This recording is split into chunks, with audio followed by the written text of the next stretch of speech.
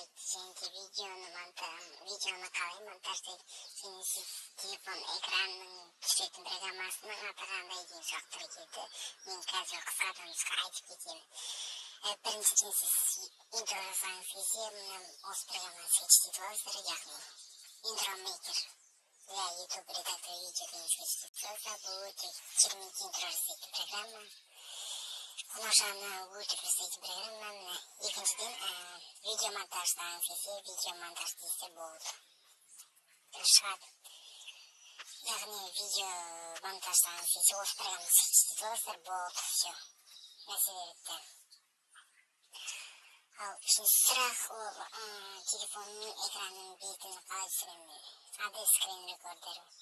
Достарыма айтпай қойын, бұл өте қиын программа. Осын скетч дейді олар болды. Бұл өте қиын программа, ішін бәрі ағылшын. Оны вообще түсінбейсіз. Түсінгендерін түсінеді енді достар. Бәрі каналына жазамыз, лайк басамыз, аямай лайк басамыз достар. Тезірек мың подписчикқа барсақ достар, давайте.